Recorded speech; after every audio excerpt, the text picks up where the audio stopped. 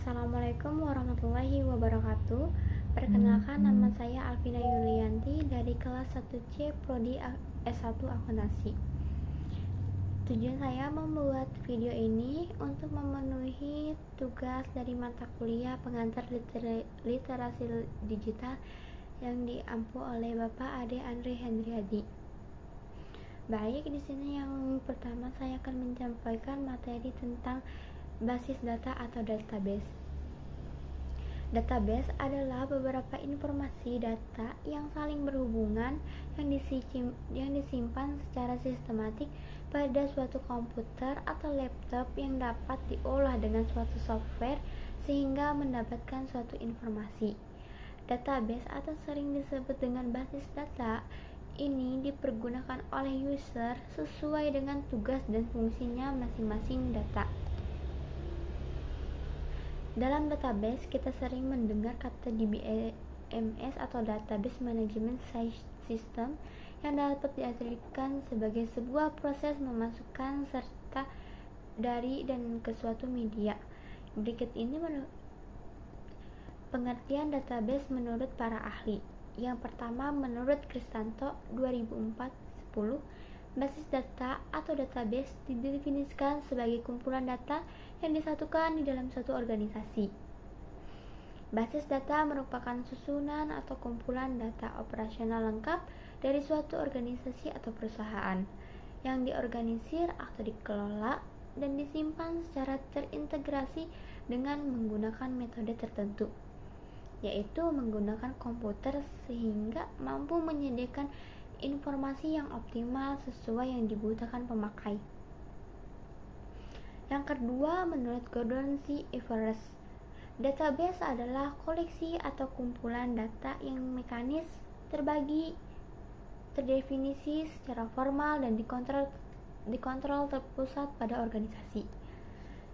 Yang ketiga, menurut Tony Fabry, database adalah sebuah sistem file-file yang terintegrasi yang mempunyai minimal primary key atau pengulangan data. Yang keempat, menurut S.H. database adalah koleksi data-data yang saling berhubungan mengenai suatu organisasi atau enterprise dengan macam-macam pemakaiannya.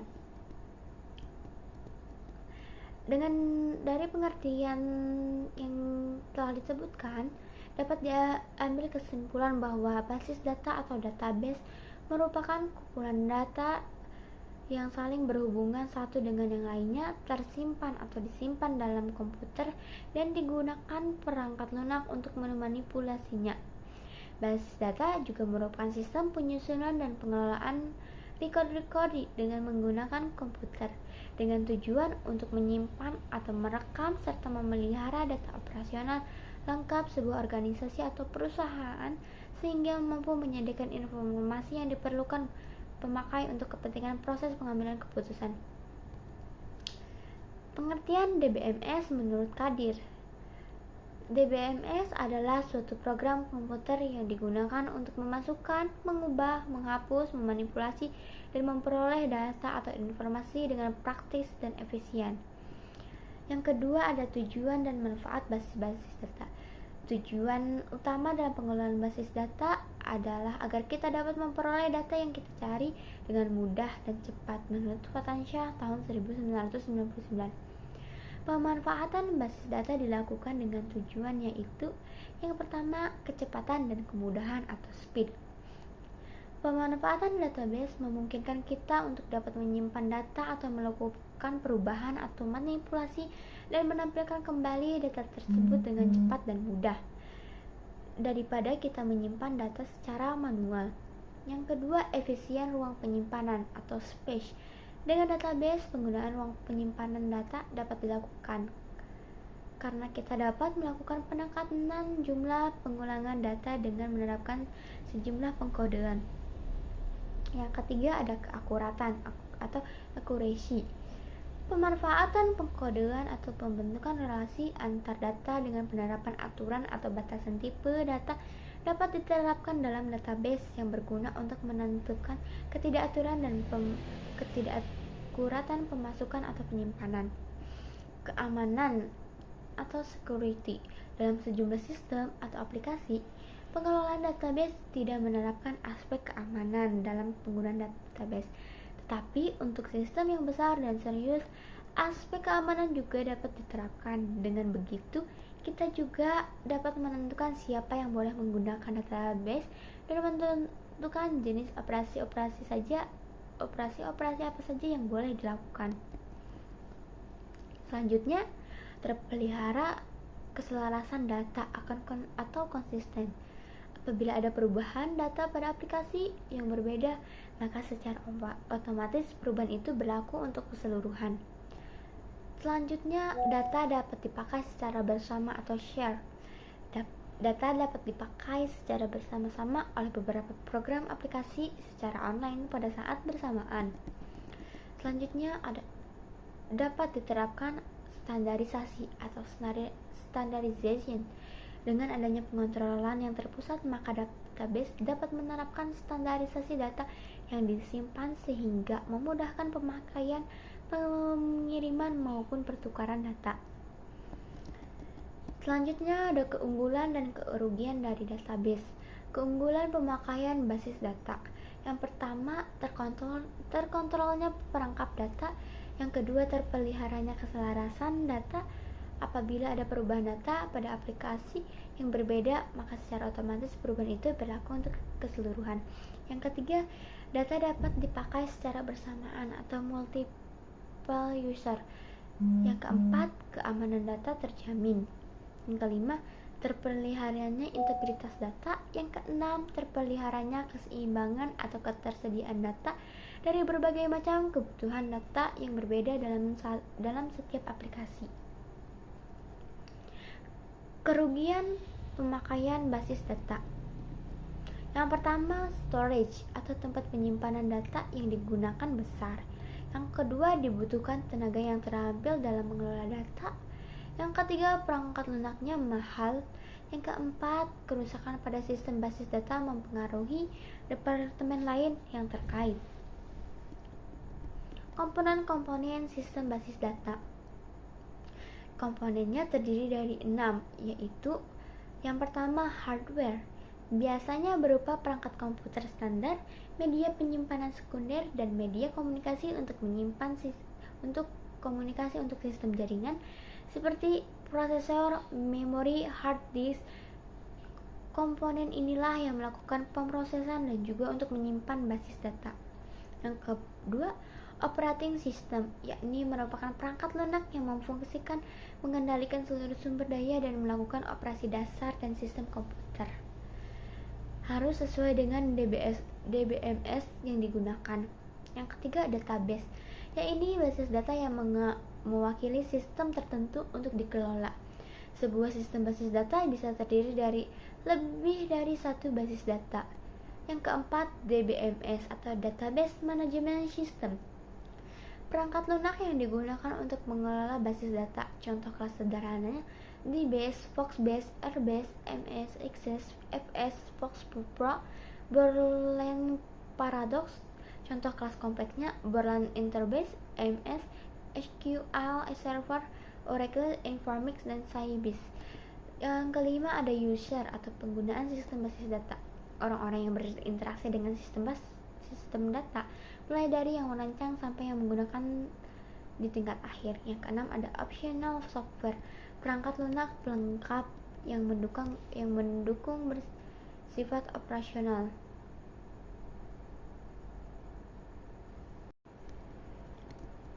Salah satu contoh dari database yaitu MySQL, merupakan sistem manajemen database yang bersifat open source yang menggunakan perintah dasar atau bahasa pemrograman yang berupa Structured Query Language atau SQL yang cukup populer di dunia teknologi. Kelebihan MySQL yaitu yang pertama open source, yang kedua keamanan terjamin, yang ketiga multi user, yang keempat mendukung bahasa pemrograman yang lain. Yang kelima adalah tidak membutuhkan RAM yang besar. Selanjutnya adalah mendukung berbagai macam data. Yang selanjutnya struktur tabel fleksibel. Yang terakhir standar industri.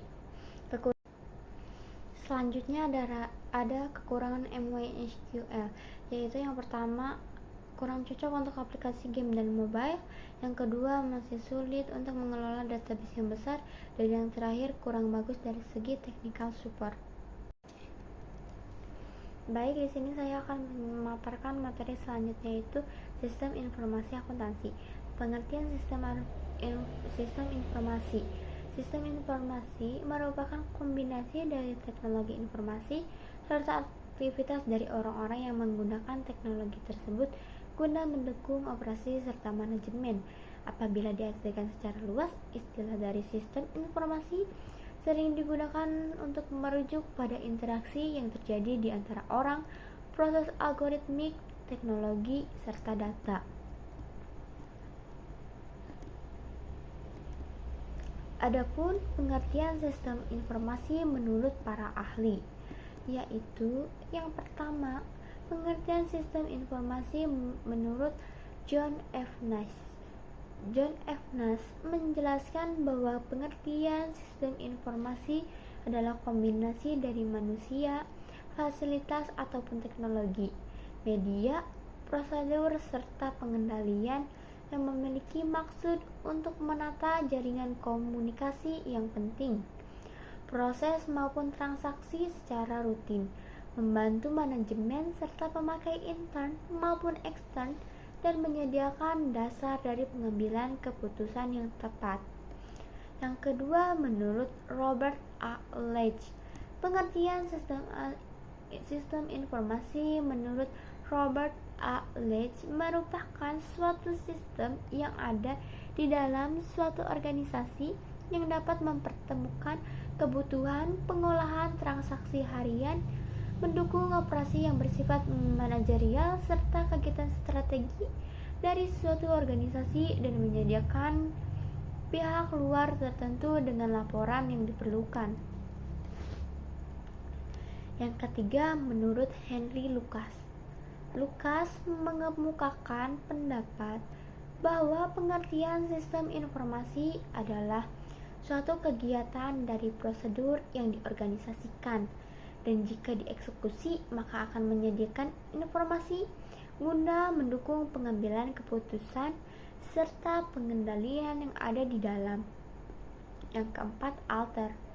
Menurut Alter, pengertian sistem informasi adalah tipe khusus dari sistem kerja, di mana manusia maupun mesin melakukan suatu pekerjaan dengan menggunakan sumber daya guna memproduksi produk-produk tertentu dan atau jasa untuk pelanggan. Yang kelima, menurut Hussein dan Wibowo, sistem informasi menurut Hussein dan Wibowo ialah seperangkat komponen yang saling berhubungan serta memiliki fungsi untuk memproses, mengumpulkan, serta menyimpan serta menyebarkan informasi guna mendukung pembuatan keputusan dan pengawasan dalam organisasi. Sistem informasi terdiri dari informasi yang membuat tentang manusia, tempat serta komponen yang ada di dalam organisasi maupun lingkungan yang melingkupinya. Terakhir, menurut Loudon and Loudon, secara teknik, pengertian sistem informasi dapat diartikan sebagai rangkaian komponen yang saling berhubungan dan berguna untuk mengumpulkan, memproses, menyimpan, serta mendistribusikan informasi guna mendukung suatu pengambilan keputusan serta pengawasan pada sebuah organisasi. Sistem informasi juga dapat membantu seorang manajer atau karyawan dalam menganalisis masalah, menggambarkan hal yang rumit, serta menciptakan produk maupun inovasi baru. Ada 4 langkah untuk membangun suatu sistem informasi, diantaranya sebagai berikut. Yang pertama, mengetahui permasalahan. Yang kedua, menyediakan solusi alternatif. Yang ketiga, memiliki solusi. Dan yang terakhir, menerapkan solusi yang telah dipilih. Selanjutnya, tujuan dan fungsi dari sistem informasi. bahwa sistem informasi dibuat untuk dapat mengubah data-data mentah menjadi suatu informasi yang berguna serta dapat memberikan pengetahuan relevan guna proses pengambilan keputusan di suatu organisasi. Selain tujuan utama dari sistem informasi tersebut, ada beberapa fungsi dari sistem informasi demi kelangsungan suatu bisnis, organisasi atau institusi bisnis. Berikut penjelasannya. Yang pertama, mengumpulkan data. Fungsi pertama dari sistem informasi ialah menjadi suatu tempat untuk mengumpulkan data yang telah dimasukkan atau diinput oleh seorang pengguna dalam suatu institusi atau organisasi. Input data ini menjadi sumber utama agar sistem informasi dapat berjalan dan berlangsung dengan baik dalam suatu organisasi atau institusi secara operasional. Yang kedua, menyimpan data. Selain mengumpulkan data yang telah diinput, sistem informasi juga memiliki fungsi untuk menyimpan seluruh data mentah di dalam sistem untuk diproses secara sistematis.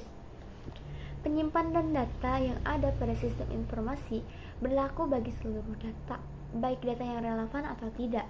Akan tetapi, fungsi dari sistem informasi ini akan sangat menentukan proses dan pengolahan data hingga menjadi suatu informasi. Yang ketiga, menghasilkan luaran informasi. Setelah semua jenis data telah tersimpan dalam periode tertentu, maka sistem informasi akan berfungsi untuk dapat menganalisis data hingga menjadi luaran atau output informasi yang sesuai dengan kebutuhan organisasi. Penggunaan dari sistem informasi tentu saja.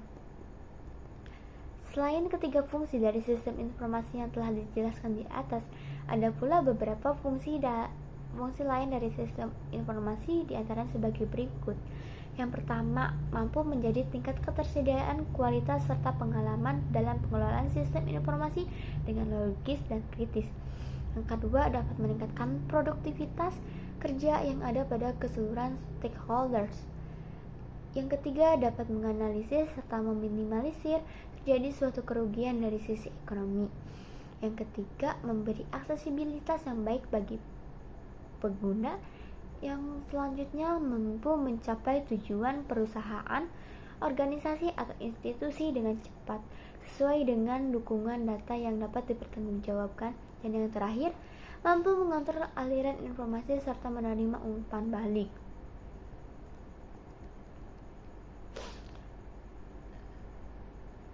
Komponen yang harus ada dalam sistem informasi.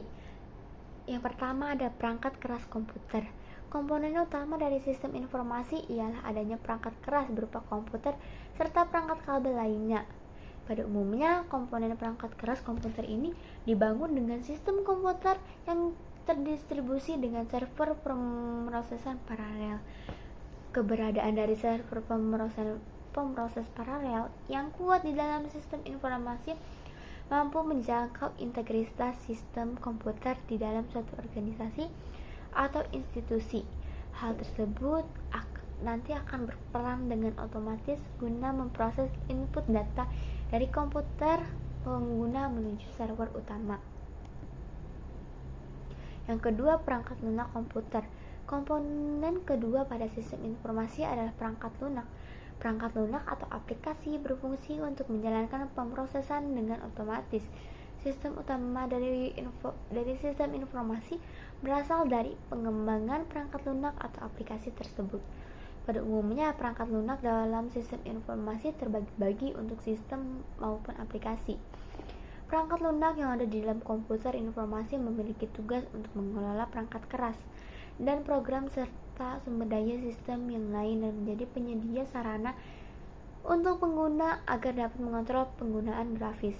Aplikasi di dalam sistem informasi umumnya memiliki bentuk suatu program yang dirancang guna menangani tugas tertentu untuk penggunanya. Salah satu contoh dari perangkat lunak adalah rangkaian aplikasi dengan spreadsheet untuk program pengelolaan tugas yang ada di dalam industri yang dibangun vertikal, contohnya seperti perhitungan, penjadwalan, dan telekomunikasi. Untuk menyempurnakan sistem informasi dengan seluruh perangkat komputer milik organisasi maka diperlukan adanya suatu integrasi telekomunikasi.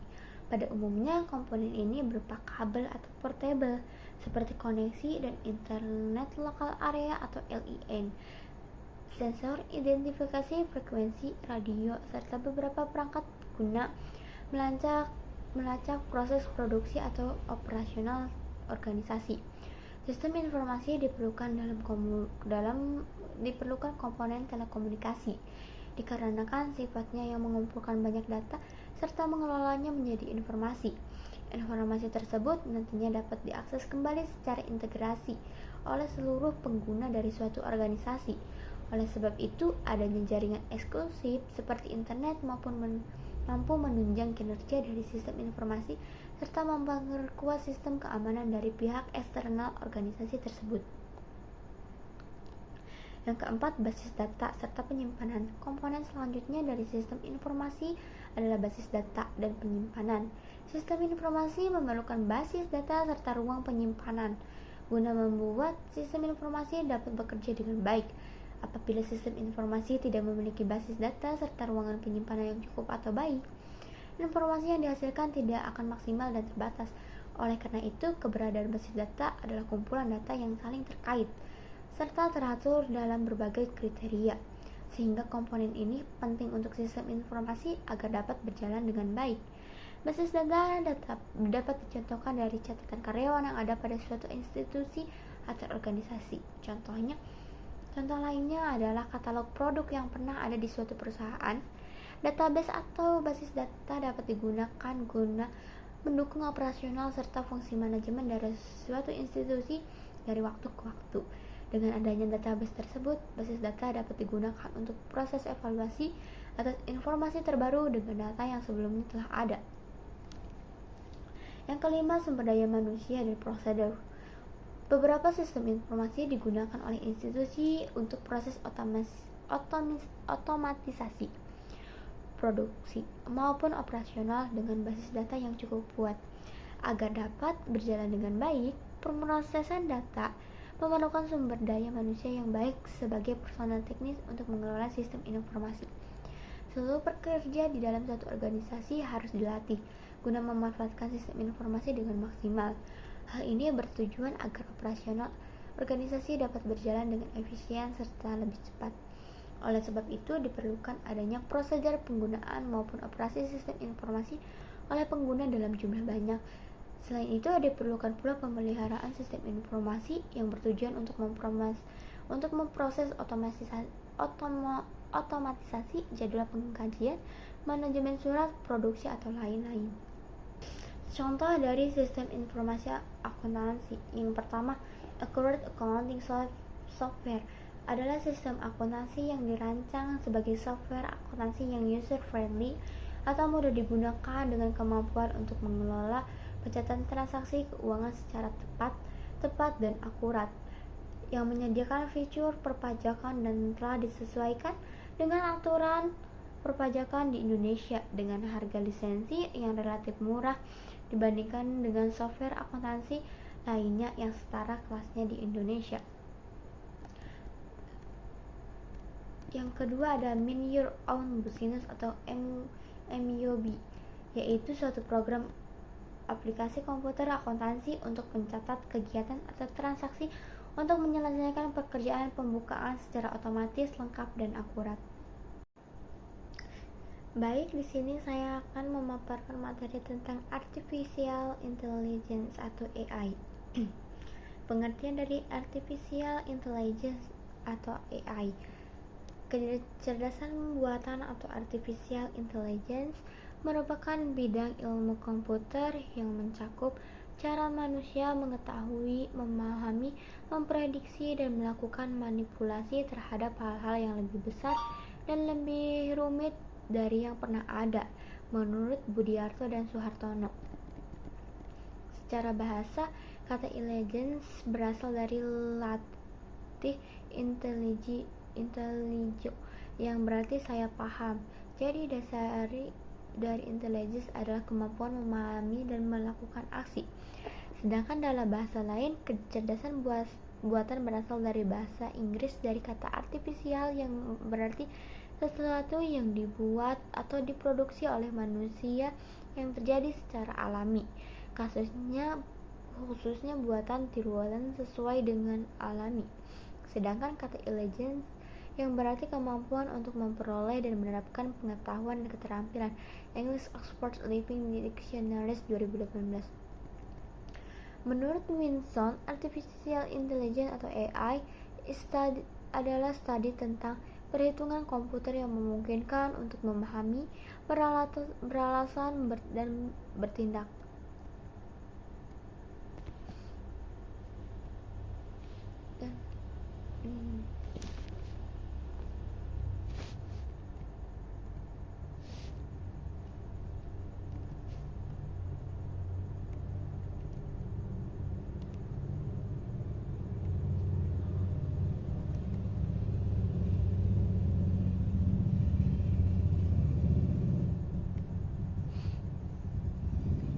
Definisi AI menurut Russell dan Norwich 2003. Definisi AI menurut Russell dan Norwich dapat dikategorikan menjadi dua dimensi utama yang membahas proses atau penalaran berpikir atau reasoning dan perilaku atau tindakan behavior. Selanjutnya, definisi AI dapat dijabarkan lagi berdasarkan kinerja atau performance dan rasionalitasnya. Keempat sudut pandang tersebut membentuk matriks definisi AI seperti yang terdapat pada gambar. Thinking humanity atau sistem yang berpikir seperti manusia, thinking rationally sistem yang berpikir secara rasional, acting humanity sistem yang bertindak seperti manusia, dan acting rationally sistem yang bertindak secara rasional. Thinking humanity pada dimensi ini agen mampu berpikir seperti manusia dalam segi kognitif atau mampu mengerti apa itu kesedihan atau kesenangan. Introspection mencoba menangkap pemahaman atas dirinya sendiri. Psychological experiment dapat dibilang meniru bagaimana proses berpikir di otak terjadi, lalu pemodelan otak.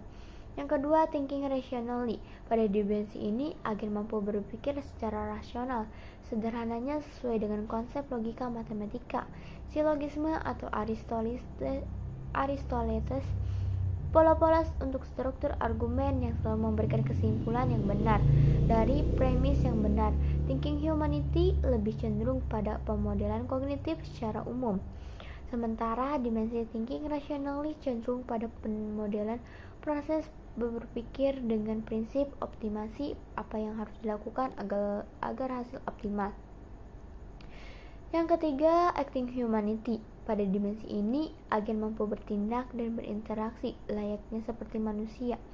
Contohnya terkenal untuk hal ini adalah Turing Test. Tujuan dari Turing Test adalah untuk mengevaluasi apakah suatu sistem mampu menipu manusia. Disediakan seorang juri, kemudian juri berinteraksi dengan sesuatu di balik layar. Sesuatu di balik layar ini bisa jadi manusia atau program. Program dianggap mampu bertingkah atau berinteraksi seperti layaknya manusia apabila juri tidak dapat membedakan ia sedang berkomunikasi dengan manusia atau program. Yang keempat, acting rationally. Pada dimensi ini, agen mampu bertingkah dengan optimal. Tindakan optimal belum tentu menyerupai tindakan manusia, karena tindakan manusia belum tentu optimal. Misalnya, agen yang mampu memiliki rute terpendek dari suatu kota A ke kota B untuk mengoptimalkan penggunaan sumber daya. Sebagai manusia, bisa saja kita mencari jalan sesuka hati.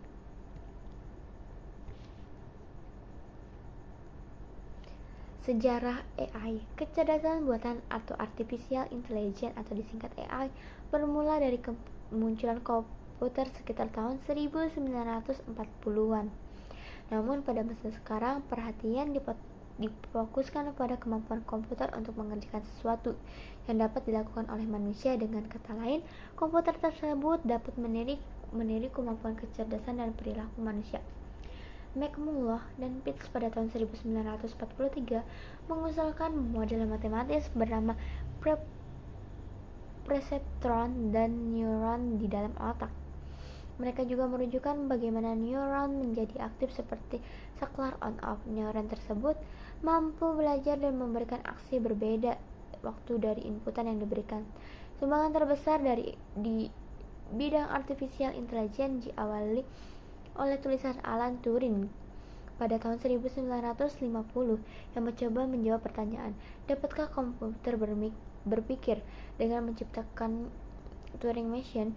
Paper Alan Turing pada tahun 1950 berjudul Computing Machinery and Intelligence mendiskusikan syarat sebuah mesin dianggap cerdas. Turing beranggapan bahwa jika mesin dapat dengan sukses berperilaku seperti manusia, maka mesin itu dapat dianggap cerdas. Pada akhir 1955, Newell dan Siswell mengembangkan The Logic Theories, program AI pertama. Program ini mempresentasikan masalah sebagai sebuah model pohon, lalu penyelesaiannya dengan memilih cabang yang akan menghasilkan kesimpulan terbenar. Program ini berdampak besar dan menjadi batu loncatan penting dalam pengembangan dalam bidang AI. Pada tahun 1956, John McCarthy dan Massachusetts Institute of Technology yang dianggap sebagai bapak AI menyelenggarakan konferensi bertajuk The Dartmouth Summer Research Project on Artificial Intelligence. Konferensi ini bertujuan menarik bakat dan keahlian orang banyak untuk masuk dalam dunia kecerdasan buatan. Konferensi Dartmouth mempertemukan para pendiri dalam dunia AI dan bertugas meletakkan dasar bagi masa depan pengembangan serta penelitian AI. Definisi AI pada awalnya diusulkan oleh John McCarthy pada tahun 1955, yaitu the goal of AI is develop machines that behave as though they were intelligent. McCarthy mendefinisikan sebagai AI merupakan cabang dari ilmu komputer yang berfokus pada pengembangan komputer untuk dapat memiliki kemampuan dan berperilaku seperti manusia. Pada tahun 1960 hingga tahun 1970 muncul berbagai diskusi bagaimana komputer dapat meniru sedetail mungkin untuk manusia. Masa-masa tersebut dikategorikan sebagai klasikal AI. Pada tahun 1980, komputer semakin mudah diperoleh dengan harga yang lebih murah. Akibatnya berbagai riset di bidang kecerdasan buatan berkembang dengan pesat.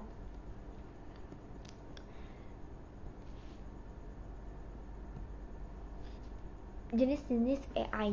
Ada beberapa jenis-jenis AI berdasarkan kemampuan dan fungsinya. Yang pertama ada AI lemah atau weak AI.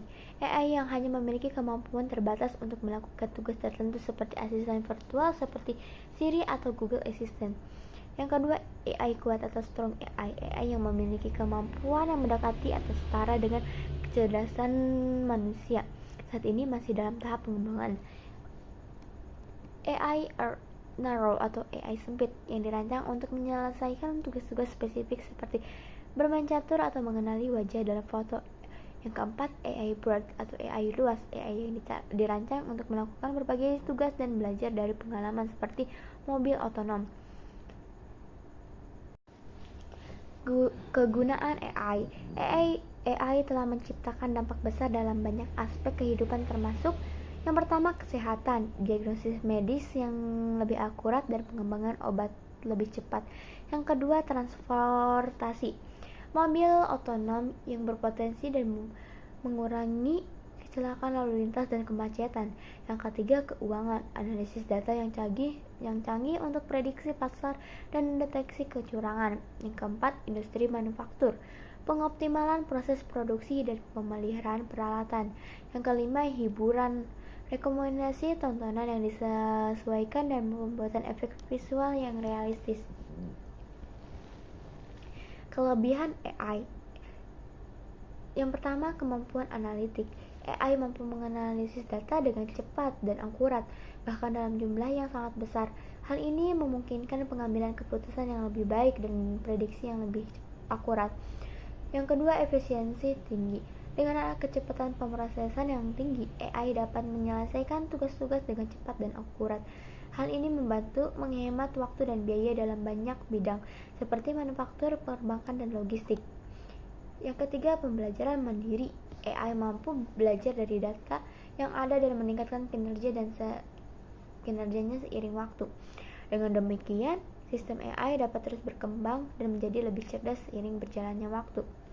Yang keempat, AI dapat memproses data secara objektif tanpa dipengaruhi oleh emosi atau bias manusia. Hal ini dapat mengurangi kesalahan dan meningkatkan akurasi dalam pengambilan keputusan. Kekurangan AI. Yang pertama, ketergantungan pada data. Performa AI sangat bergantung pada data yang digunakan untuk pelatihan. Jika data yang digunakan tidak representatif atau terkontaminasi oleh bias, maka sistem AI dapat menghasilkan hasil yang tidak akurat atau tidak adil. Yang kedua, keterbatasan pemahaman konteks. AI cenderung memiliki pemahaman yang terbatas dalam memahami konteks yang kompleks. Misalnya dalam pemrosesan bahasa alami, AI memungkinkan tidak mampu memahami makna yang tersembunyi atau nuansa dalam percakapan. Yang ketiga, keamanan dan privasi. Penggunaan AI dapat melibatkan risiko keamanan dan privasi data. Data yang dikumpulkan dan digunakan oleh sistem AI dapat rentan terhadap serangan atau penyalahgunaan oleh pihak yang tidak berwenang. Yang keempat, penggantian pekerjaan manusia.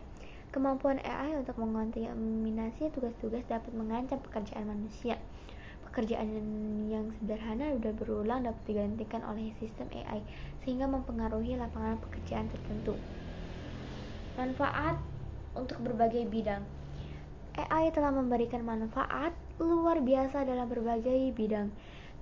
Di kesehatan, AI membantu di dalam penelitian obat, analisis gambar medis, dan diagnosis penyakit. Di industri otomotif, mobil otonom berpotensi mengurangi kecelakaan dan mengurangi. Manfaat AI untuk berbagai bidang. AI telah memberikan manfaat luar biasa dalam berbagai bidang. Di bidang kesehatan, AI membantu dalam penelitian obat, analisis gambar medis, dan diagnosis penyakit. Di industri otomotif, mobil otonom berpotensi mengurangi kecelakaan dan kemacetan. Di bidang pendidikan, AI dapat memberikan pengajaran yang personal dan adaptif kepada setiap siswa. Contoh penerapan AI bisa ditemukan di mana-mana. Siri dan Alexa adalah asisten virtual yang memanfaatkan AI untuk merespon permintaan pengguna. Teknologi pengenalan wajah digunakan dalam keamanan dan identifikasi.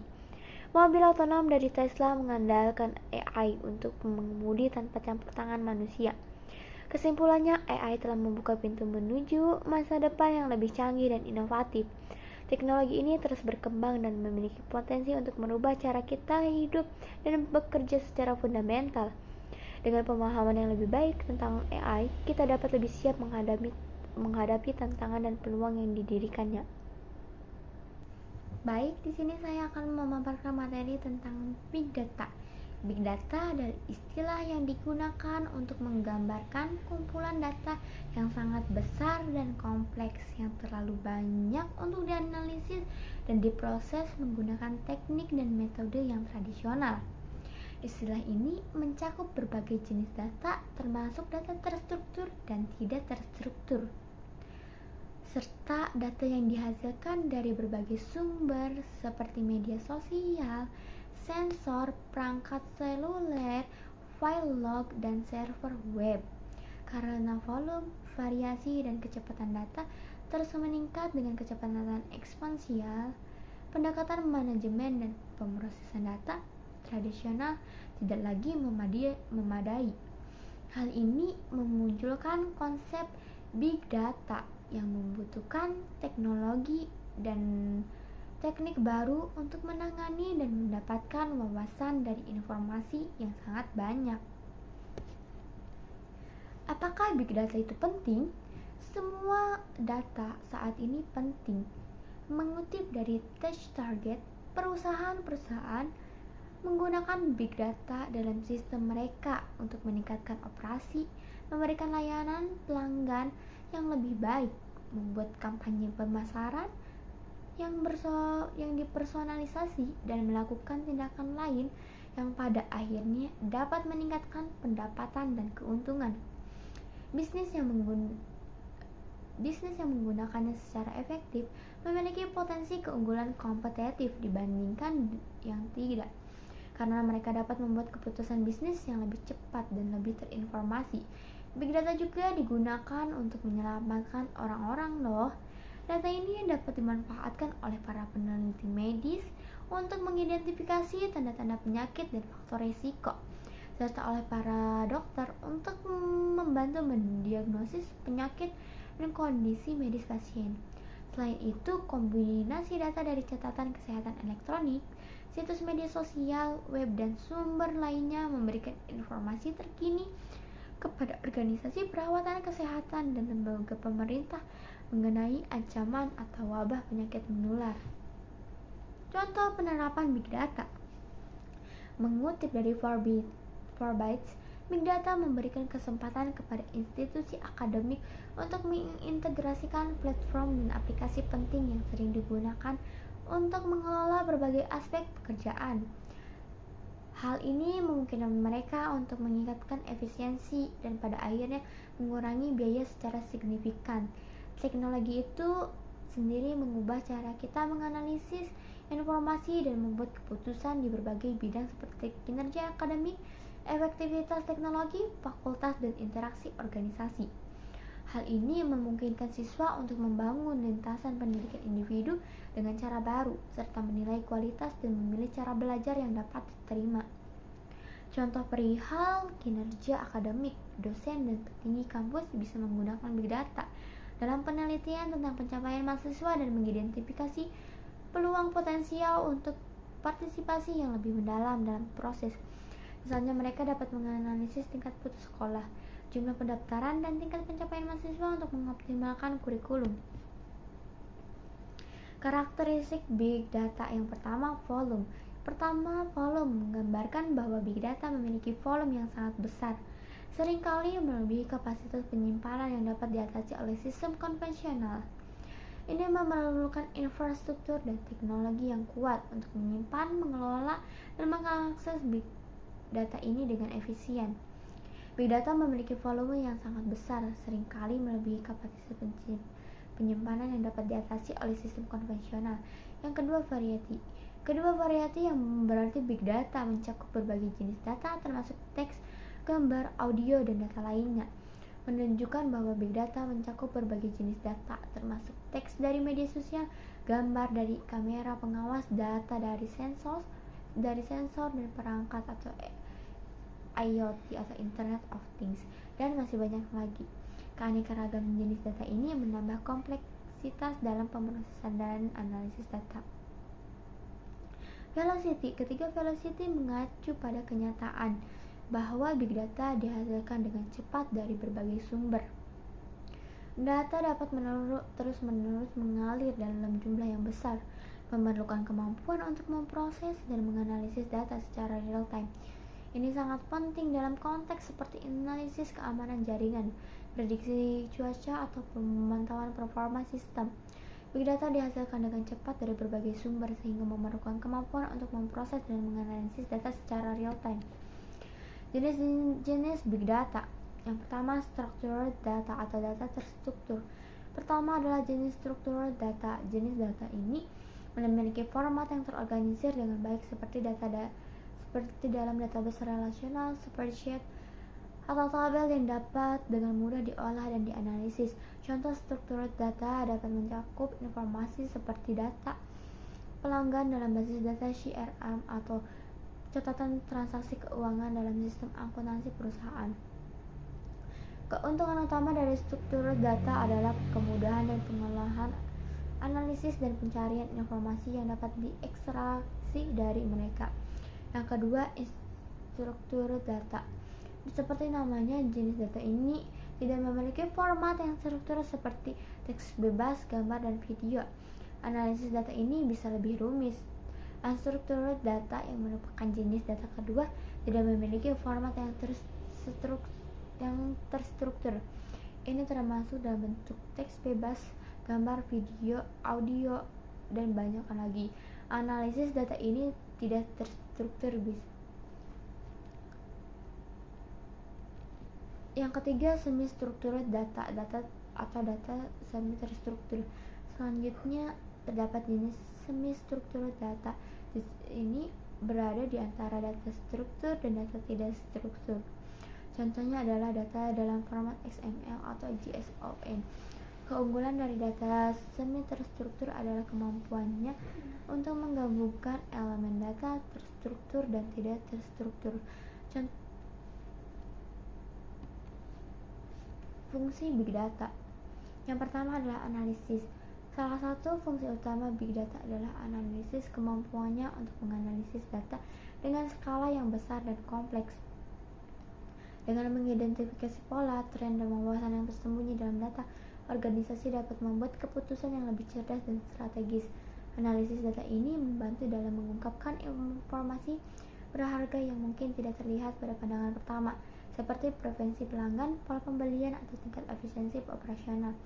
Yang kedua, prediksi. Big Data juga digunakan untuk memprediksi perilaku masa depan berdasarkan analisis data historis. Dengan memahami tren masa lalu, organisasi dapat membuat perkiraan yang lebih akurat tentang apa yang mungkin terjadi di masa depan. Contohnya dalam bisnis, Big Data dapat digunakan untuk memprediksi permintaan pasar, fluktuasi harga, atau kebutuhan persediaan. Dengan demikian, perusahaan dapat mengambil tindakan yang sesuai untuk mengantisipasi perubahan dan mengoptimalkan strategi mereka. Yang tiga, optimasi.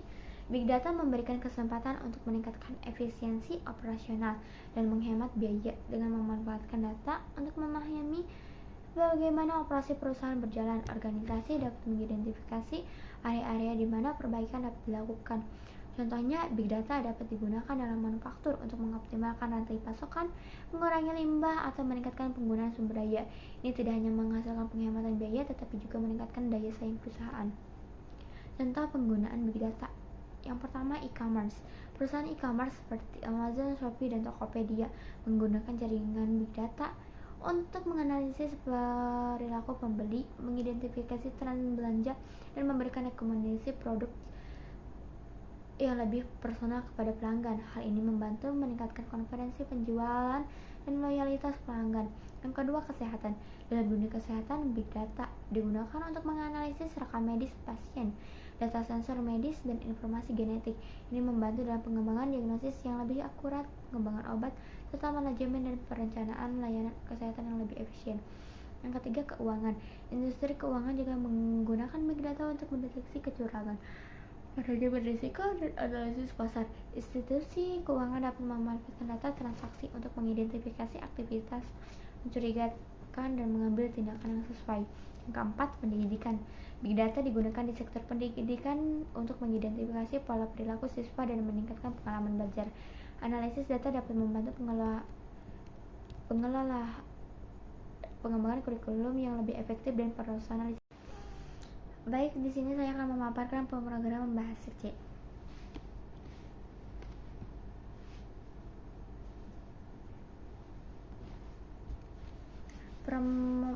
Bahasa C adalah suatu bahasa pemrograman.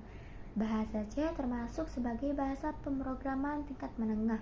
Maksudnya, bahasa C bisa dipelajari dengan lebih mudah karena mudah dimengerti, tetapi mempunyai kemampuan yang tinggi. Bahasa pemrograman C sangat cocok untuk memperkenalkan konsep pemrograman untuk pemula.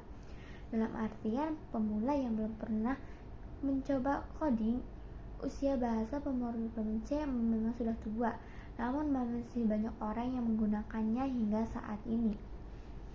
Bahasa C atau bahasa C adalah bahasa pemrograman tingkat tinggi dan general purpose yang digunakan dalam sehari-hari. Maksud dari general purpose adalah bisa digunakan untuk membuat program apa saja. Bahasa C dikembangkan oleh Dennis Rich dan Ken Thompson. Bahasa C telah menginspirasi banyak bahasa pemrograman lain seperti C++, C#, Java, PHP, JavaScript, dan lain-lain. Bahasa-bahasa tersebut memiliki sintaks mirip dengan C. Bahasa C dijuluki sebagai Ghost Programming Language, artinya bahasa C ayah dari semua bahasa pemrograman lain. Sejarah. Bahasa C merupakan perkembangan dari bahasa BCPL yang dikembangkan oleh Martin Richards pada tahun 1967. Selanjutnya, bahasa ini memberikan ide kepada Ken Thompson yang kemudian mengembangkan bahasa yang disebut bahasa B pada tahun 1970. Perkembangan selanjutnya dari bahasa B adalah bahasa C oleh Dennis Ritchie sekitar tahun 1970-an di Bell Telephone Laboratories Inc. Sekarang adalah AT&T Bell Laboratories. Bahasa C pertama kali digunakan di komputer digital Equipment Corporation yang menggunakan sistem operasi Unix. Hingga saat ini pengguna bahasa C telah merata di seluruh dunia. Hampir semua perguruan tinggi di dunia menjadikan bahasa C sebagai salah satu mata kuliah wajib. Selain itu, banyak bahasa pemrograman populer seperti PHP dan Java menggunakan sintaks dasar yang mirip bahasa C. Oleh karena itu, kita juga sangat perlu untuk mempelajarinya. Kelebihan dari bahasa C. Yang pertama, bahasa C tersedia hampir di semua jenis komputer. Yang kedua, kode bahasa C sifatnya adalah portable dan fleksibel untuk semua jenis komputer. Bahasa C hanya menyediakan sedikit kata kunci, hanya terdapat 32 kata kunci. Yang keempat, proses executable program bahasa C lebih cepat. Yang kelima, dukungan pustaka yang banyak. Yang C adalah bahasa yang terstruktur dan yang keenam, C adalah bahasa yang terstruktur dan bahasa C termasuk bahasa tingkat menengah. Kekurangan dari bahasa C. Yang pertama adalah banyaknya operator serta fleksibilitas penulisan program kadang-kadang membingungkan pemakai. Bagi pemula, pada umumnya akan kesulitan menggunakan pointer. Manfaat mempelajari bahasa C. Yang pertama adalah memahami cara kerja komputer. Mempelajari bahasa C memudahkan dalam memahami dan memvisualisasikan cara kerja sistem komputer. Ini mencakup aspek manajemen memori komputer, arsitektur, dan konsep keseluruhan yang mendorong proses pemrograman. Serta sudah memahami cara kerja komputer, developer dapat merancang aplikasi dan web dengan lebih maksimal untuk mengoptimalkan pengalaman pengguna. Lebih mudah mempelajari bahasa pemrograman lain. Pengetahuan tentang bahasa C dapat mempermudah proses mempelajari bahasa lain, sebab banyak bahasa pemrograman berbeda yang terinspirasi dari bahasa C. Bahasa-bahasa yang berkaitan dengan bahasa C biasanya memiliki kemiripan dalam sintaks, operator, dan tipe data. Yang ketiga, menyederhanakan proses testing dan debugging. Dalam proses pemrograman C, struktur data dan variabel harus ditulis secara lengkap dan jelas. Dengan ini, komputer dapat memanfaatkannya untuk mendeteksi berbagai bug pada saat proses kompilasi. Selain itu, bahasa C mendukung konsep prosedural, artinya developer dapat membagi perintah satu persatu lalu menggabungkannya untuk membentuk program yang lebih kompleks dan lebih besar. Pemberian serangkaian perintah secara berurutan meningkatkan efisiensi testing dan mempermudah dalam mengevaluasi error dan segera menghapusnya. Yang keempat, dapat berinteraksi dengan banyak bahasa pemrograman lain. Bahasa C dapat berinteraksi dengan bahasa pemrograman tingkat tinggi seperti JavaScript, Python, dan Java. Selain itu, C juga berguna dalam mengkomunikasikan ide dan konsep pemrograman dalam tim karena bersifat universal. Yang kelima, bahasa pemrograman yang efisien dan mudah digunakan. Bahasa C hanya memiliki 32 keywords yang terkandung bersama dengan function bawaan dan tipe data. Selain itu, C memiliki library yang dapat diakses dan digunakan kapanpun. Fitur ini menjadikan C efisien dan mudah digunakan, terutama saat mengembangkan program yang lebih kompleks. Contoh program bahasa C.